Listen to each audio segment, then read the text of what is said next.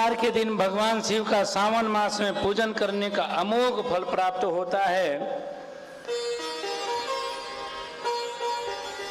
पाषाण लिंग है, बाण लिंग है, स्वर्ण लिंग है, भस्म लिंग है, रस लिंग है, मृतिका लिंग है। सभी लिंगों का पूजन करने का अपना अपना अद्वितीय अद्भुत अमोघ फल प्राप्त होने वाला होता है।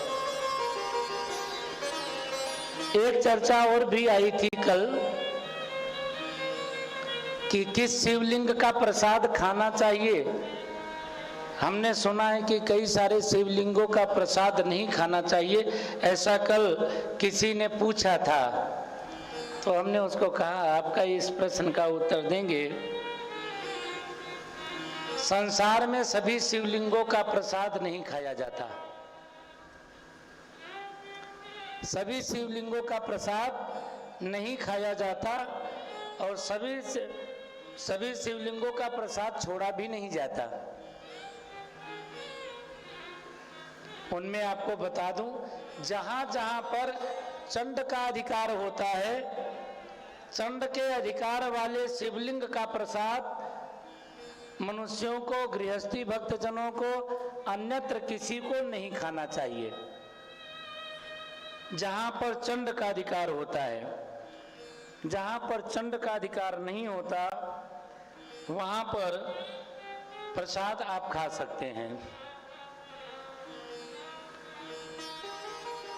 किन किन शिवलिंगों पर चंड का अधिकार होता है नहीं होता ये भी सुन लीजिए। जैसे 12 ज्योतिर्लिंग हैं, 12 ज्योतिर्लिंगों पर चंड का अधिकार नहीं होता, तो आप ज्योतिर्लिंग के शिवलिंगों का प्रसाद खा सकते हैं। जिस शिवलिंग को किसी सिद्ध महापुरुष ने प्रकट किया हो, वहां सिद्धि प्राप्त करी हो, भगवान उसमें प्रकट हुए हो, उस शिवलिंग पर भी चंड का अधिकार समाप्त हो जाता है। वहां का प्रसाद भी आप ग्रहण कर सकते हैं, उस शिवलिंग का प्रसाद खा सकते हैं। जिस शिवलिंग को आप सब लोगों ने, भक्तजनों ने प्रतिष्ठित किया हो, उस शिवलिंग का प्रसाद आप लोग नहीं खा सकते। बात समझ में आई? आप जिस शिवलिंग की प्रतिष्ठा कर रहे हैं उस शिवलिंग का प्रसाद आप लोग खा नहीं सकते। आपको खाने के लिए निषेध बताया गया है।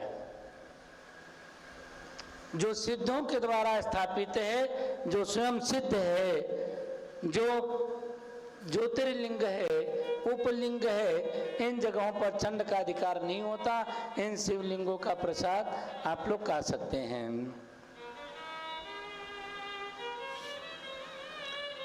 5 प्रकार के शिवलिंग होते हैं। ये खास बात और बता दूं आप लोगों को। माता देवी बिंदु रूपा, नाद रूपा शिव पिता, पूजिताभ्याम पितृभ्याम तु परमानंद वही, परमानंद लाभार्थम शिवलिंगम प्रपूजयेत्। सा देवी जगता माता, सा शिवो जगत पिता, पित्रो शुश्रूवे नित्यं कृपाधिक्यं हि वर्धते।